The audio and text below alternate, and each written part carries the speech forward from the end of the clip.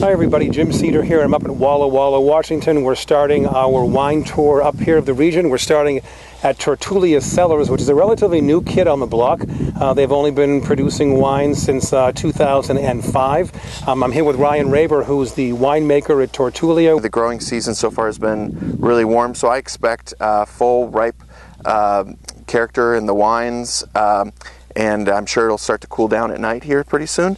So we'll get that nice acidity, that balance that we're familiar with in the Walla Walla Valley and in Washington as well. Well, this is an area that, for those who know a little bit about Washington, has one of the most diverse climes and one of the most diverse soils that I've ever seen of any particular area, all courtesy of the Missoula floods about 20,000 years ago. And it just seems as if it's elevation dependent, site dependent, and the climate, the microclimates are every bit as challenging, whether it's a dumping of cold air into a canyon, whether you're sort of above a certain area.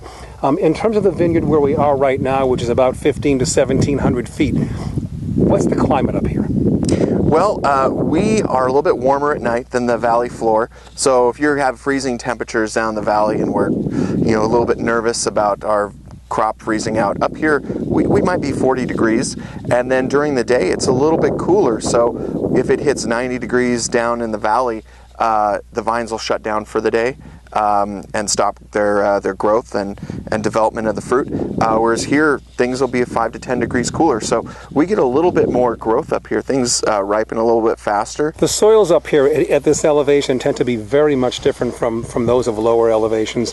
What's the constitution of the soil up here? So we have fractured basalt with a thin layer of silt soil. So that basalt gives us excellent drainage for the vines, so we can precisely control through drip irrigation how much moisture those vines get. And that little bit of soil, it's amazing. These vines will find a way to get in between all the rocks and survive with just that little dash of soil. Now down at lower elevations, how does the soil differ? Well, our vineyard, Whistling Hills, that surrounds our winery, that's really nice deep soil. It's on the valley floor, tends to make richer, more masculine wines. Stuff around Seven Hills, which is also here in Milton Freewater, the wines tend to be a little bit more elegant with those hillside soils. And then in Milton Freewater below Seven Hills is hopefully there'll be a new AVA, the rocks, which is riddled with round cobblestones, basalt cobblestones from an ancient dried up riverbed.